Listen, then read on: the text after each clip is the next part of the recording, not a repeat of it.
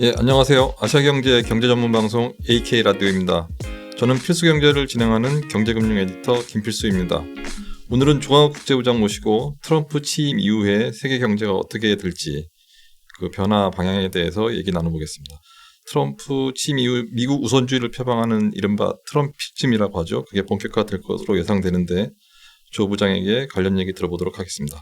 조 부장 어서 오세요. 네, 안녕하세요. 네네네. 취임이 내년 1월이죠. 네, 그렇습니다. 예, 곧 이제 다가올 텐데 그 트럼프 1기 때보다 2기 체제가 트럼피즘이 점점 더 강력해질 거라는 관측이 많은데 어떻게 보시나요? 네, 그렇습니다. 모두 알다시피 트럼프가 더 강력해진 모습으로 돌아왔습니다. 네네. 도널드 트럼프 전 대통령이 이번 미국 대선에서 압승하면서요. 이른바 트럼프 스톰이라고 할 정도로 글로벌 경제에 큰 파장을 일으키고 있는데요. 네.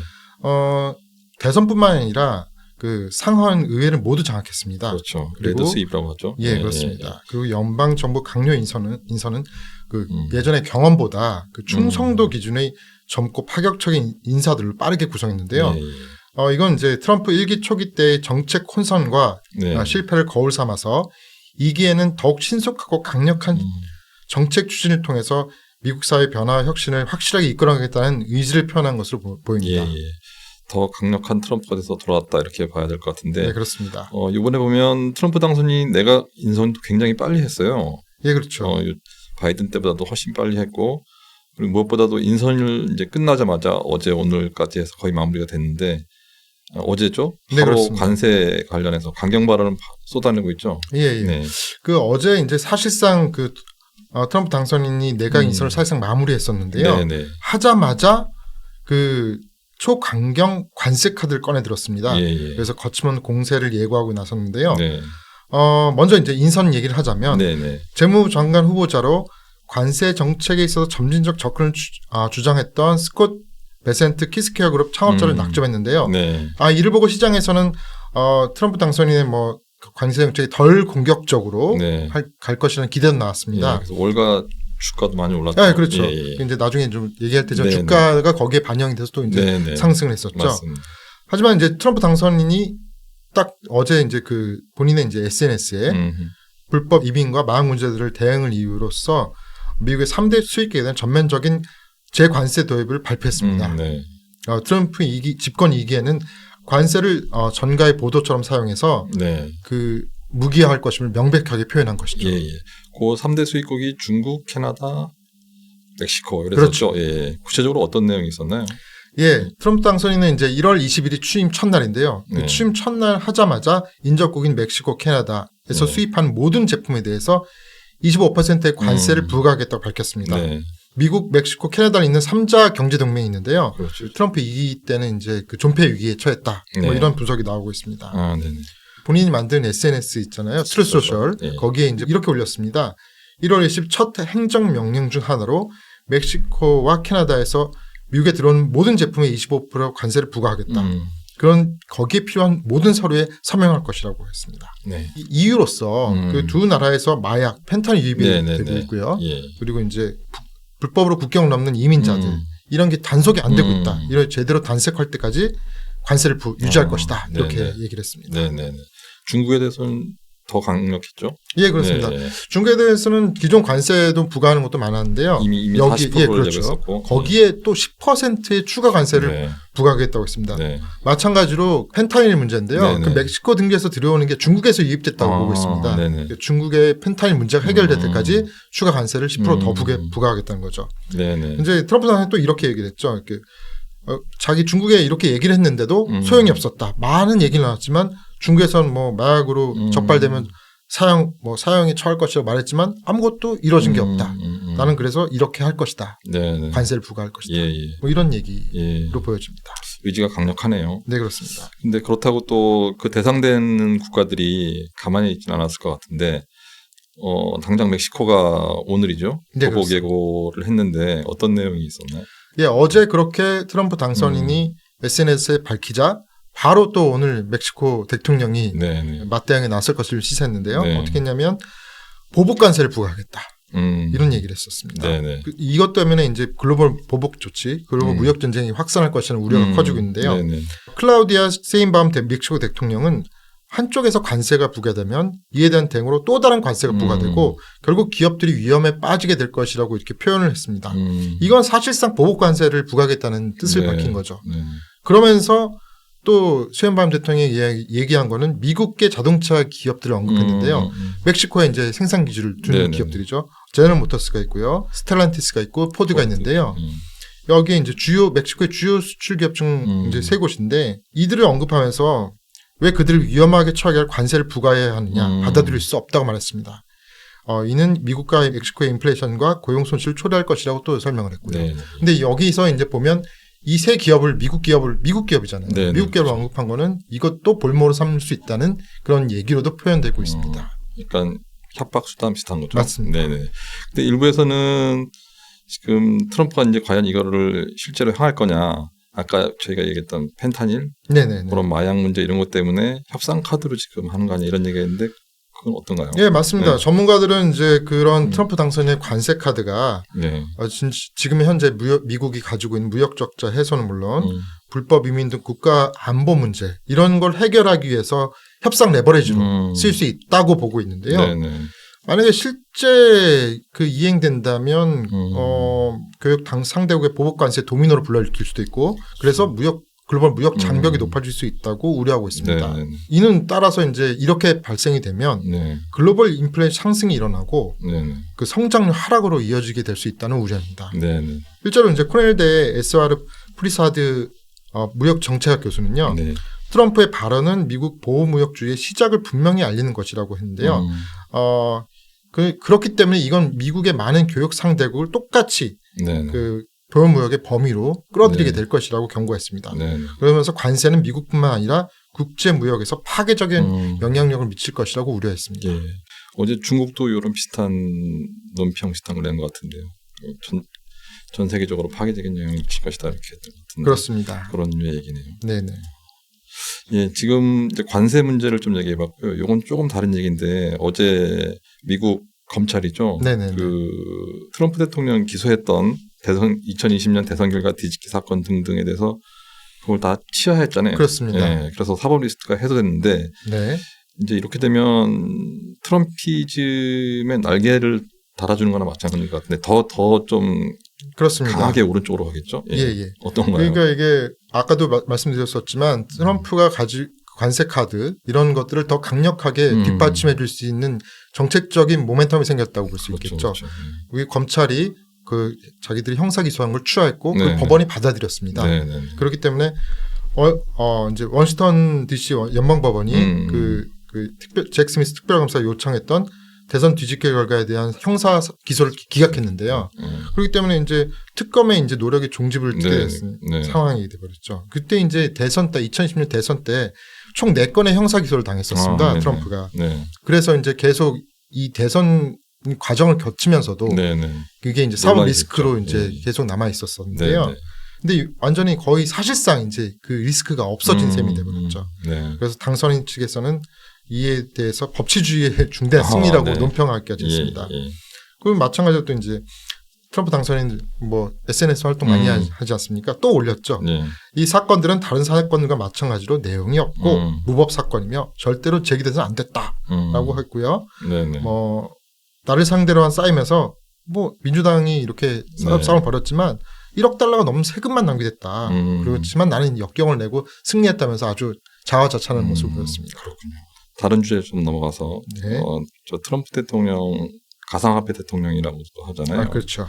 지금 뭐 우리나라도 개인 투자자들이 지금 추미애 관심사인데 비트코인은 개당 1억 원을 이미 돌파했고 지금 잠깐 주춤하고 있긴 하지만 그 비트코인 관련된 정책 트럼프 대통령이 어떻게 펼칠 것 같습니까?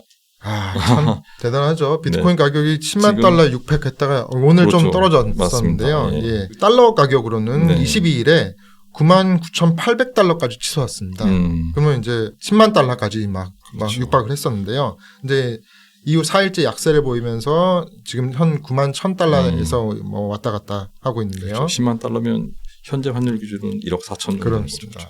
그때 당선이 그러니까 대선일이 5일이었죠. 11월 5일이었죠. 거기서 그때 당시에 이제 7만 달러 선이었습니다. 트럼프 대통령이 당선한 이후 바로 20일까지 45%가 치솟은 거죠. 근데 너무 치솟으니까 이제 그리고 주춤한 지금 상황이지 않습니까? 그렇죠. 그래서 당분간 조정기가 이어질 수 있다는 그런 관측도 나옵니다. 너무 많이 치솟았기 때문에 그리고 이제 미국 추수감사절이 11월 28일인데요. 네. 그 휴일이 계속되지 않습니까? 그러니까 휴장이 된단 말이죠. 네, 그렇기 네. 때문에 이제 그 휴지기도 있으니 매수세가 네. 약해지면서 낙폭이 이제 커지는 양상이라고 보여지는데요. 네네. 그래서 이제 투자 업체에서도 10만 달러 수준을 테스트한 지금 이제 잠시 숨을 고를 필요가 있다. 뭐 이런 얘기 논평도 내놓곤 합니다. 네네. 그런데 이제 뭐 딱히 이제 또 뭐 아시겠지만 마이크로 스트레티지 같은 기업도 있지 않습니까? 그렇죠. 거기도 이제 그런 사모는 비트코인 계속 삼아서 예, 예. 주가가 몇백 포인트 이렇게 오르는 막 네. 퍼센트 오르는 네. 뭐 그런 뭐 회사도 있는데 그런 지금 당장 또 같은 매입자가 없는 상황에서 가격이 뭐 안정적인 수준 그런 수준을 유지하기는 힘들 것이라는 네. 얘기도 있고요. 예, 예. 이게 뭐 미국 정부가 갖고 있는 비트코인이 21만 개. 그렇죠. 근데 향후 5년 동안 100만 개까지 사서 전략 자산처럼 비축하겠다. 그렇죠. 그러니까 그만큼 수요가 지금 계속 받쳐줄 거란 얘기잖아요. 맞습니다. 그리고 가상자산 차르 예. 그걸 담당할 또 그 책임자도 임명하겠다고 하고 하니까 기대감이 굉장히 높은데 네, 초미의 관심사죠. 예, 예. 예. 오늘 보니까 조정을 좀 많이 받는 것 같더라고요. 네, 그렇습니다. 약간의 뭐 기대감은 그래도 뭐 여전히 큰 상황이죠. 예. 아까처럼 정부 수요가 계속 받쳐줄 거고 그렇습니다. 또 머스크가 있잖아요. 머스크도 가상자산 지지론자인데. 예, 그리고 마이크로 스트레티지도 계속 사모은다고 또 뭐 발표하고 맞습니다. 몇 조 단위로 뭐 예. 사모은다고 발표를 했으니까요. 네네. 그래도 기대감이 커지고 있는 거죠. 이거는 뭐 지켜봐야 될 것 같네요. 네. 알겠습니다. 아까 저희가 도중에 잠깐 얘기했는데 증시가 또 지금 계속 최고치 경신을 이어가고 있어요. 예, 그게 그렇습니다. 그 재무장관 지명 후에 원래 트럼프 랠리라 그랬었는데 네. 그 재무장관 이름이 따서 베센트 랠리가 왔다 이런 말까지 나왔는데 어땠나요 시향이? 예, 아까도 이제 그 비트코인 얘기도 했었고요. 네네. 하지만 트럼프 랠리로, 그러니까 비트코인도 오르고 증시도 오르고 다 네. 오르는 그런 예. 국채도 뭐 모든 게 다 오르는 네. 트럼프 랠리상이 펼쳐졌는데요. 네. 잠깐 수그러들기도 했었습니다. 네네. 근데 다시 뉴욕 증시가 그 어제 오늘 두 번 이틀 연속 최고치를 경신했는데요. 이게 어제는 이제 베센트 장관을 임명한 재무부 장관 임명한 영향 때문에. 그게 호재로 받아들였습니다. 그래서 다우평균 지수가 최고치를 돌파했고요. 환원 랠리가 이어졌는데요. 이제 아시겠지만 그러니까 아시다시피 그 스콧 베센트는 네네. 그 헤지펀드 키스케어 그룹의 최고 경영자입니다. 네. 그리고 월가 베테랑 투자자 출신이고요. 월가에서 당연히 환호하는 그런 사람이죠. 그리고 이 베센트가 새 행정부의 정치적으로 이끌면 그 트럼프 당선인이 공약하는 급진적인 좀 정책들이 있지 않습니까? 그게 좀 약간 그걸 약간 그런 기대감이 이제 그렇죠. 그 반영됐던 것으로 보입니다. 네네. 시장이 그래서 그 베센트 CEO의 선임에 대해서 환영을 했었는데요. 네네. 실제로 그 베센트 CEO도 트럼프 당선 핵심 공약인 관세 정책을 찬성하고 있습니다. 옹호하고 있지만 점진적인 부과를 제안하기도 했거든요. 그렇기 때문에 시장에서는 이제 이거를 제동을 걸 수 있다는 기대감이 좀 있었던 거죠. 그래서 뭐 어쨌든 그 트럼프 랠리가 소강 상태에 빠졌던 트럼프 랠리가 이제 베센트 랠리로 바뀌어졌다. 그러면 뉴욕 증시가 환호하고 했었는데요. 그리고 어제 그렇게 최고치를 했지만 오늘도 증시가 최고치를 마감을 했습니다. 근데 이거는 이제 이스라엘과 레바논의 이제 무장장 정파 헤즈볼라의 이제 휴전 소식으로 인해 이런 영향이 또 있었던 것 같은데요. 관세 폭탄 위협이 좀 잦아졌다. 뭐 이렇게 볼 수도 있겠죠. 대외적인 환경도 같이 맞물려서 좀 효과를 내고 있군요. 네, 그렇습니다. 외교 안보 이런 쪽은 되게 강한 인사들을 많이 임명을 했는데 맞습니다. 경제 쪽은 지금 그래도 약간 오히려 중도 진보 쪽 이런 쪽으로 해서 균형을 맞추려는 노력도 보이고 있는 것 같긴 해요. 네, 그렇습니다. 대통령이. 시장이 좀 환영하는 시장 반영을 하는 친화적인 그런 인사들이 중심이 되지 않나 싶습니다. 예, 제가 앞서 계속 얘기했던 트럼피즘인데 그게 결국 이제 미국 우선주의잖아요. 나만 혼자 잘 살겠다 이런 얘기인데 이런 우려가 지금 계속 주변 국가에서도 나오고 있고 현실적으로 그럴 것 같거든요. 맞습니다. 그건 좀 어떤가요? 그 집권 2기가 이제 시작되면은 우리나라를 물론이고 전 세계의 자금이 미국으로 이동할 것이라는 그런 우려가 생겨나고 있습니다. 우리나라 자금이 이미 좀 벌써 이동하기 시작했죠. 서학개미들요. 국장에서 미장으로. 그렇죠. 그래서 뭐 보편 강세를 중심으로 미국 우선주의 정책을 편다면은 네. 세계 경제 부담이 그만큼 또 가중될 것이라는 얘기인데요. 네네. 우리나라는 이미 직격탄이 우려되는 상황입니다. IMF가 이제 그 우리나라 경제 성장률 전망치를 네. 종전 2.2%에서 2.0%로 수정했는데요. 그렇죠. 올해 성장률 전망치도 기존 2.5%에서 2.2%로 낮췄습니다. 그러니까 모든 지표가 지금 거의 일제히 안 좋게 나오고 있어요. 네. 저희 소비자 동향도 그렇고, 맞습니다. 기업 실사 지수도 그렇고, 이게 우리나라뿐만 아니라 중국, 독일, 뭐 주요국 경제도 마찬가지일 것 같은데 그쪽은 좀 사정이 어떤가요? 모든 주요국들에 다 빨간불이 켜진 상황이라고 볼 수 있습니다. 예. 중국의 경우에도 이제 올해 성장 목표를 5% 안팎으로 그 달성을 강조를 했었는데요. 네. 근데 그게 안 될 가능성이 커졌죠. 네네네. 그래서 이제 중국 당국이 9월부터 계속 부양책을 내놨습니다. 네. 하지만 이제 별 만족할 효과가 만한 없고. 예. 수준까지 올라오지는 못한 네네네. 효과가 나오고 있죠. 네네네. 그래서 1분기부터 3분기 성장률은 4.8% 네. 이 수준으로 지금 평가되고 있습니다. 5%가 안 되는군요. 그렇죠. 근데 문제는 1분기가 5.3이었는데 계속 떨어져서 3분기에는 4.3까지 떨어졌다는 겁니다. 그러니까 평균이 4.8이지만 추세를 보면 계속 낮아지고 있는 거죠. 예. 그래서 이렇게 문제는 내수와 이제 부동산 시장 부진의 장기화인데요.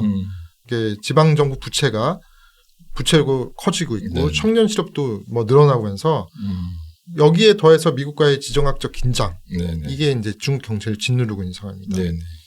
IMF는 중국의 성장률이 올해 4.8% 이렇게 봤고요. 내년에는 4.5%. 2029년에는 3.3%까지 떨어질 것으로 봤습니다. 네네. 독일은 어떤가요? 네, 독일 같은 경우는 이제 내년 3분기 성장률이 작년 동기에 비해서 0.2% 감소한다고 봤습니다. 네네.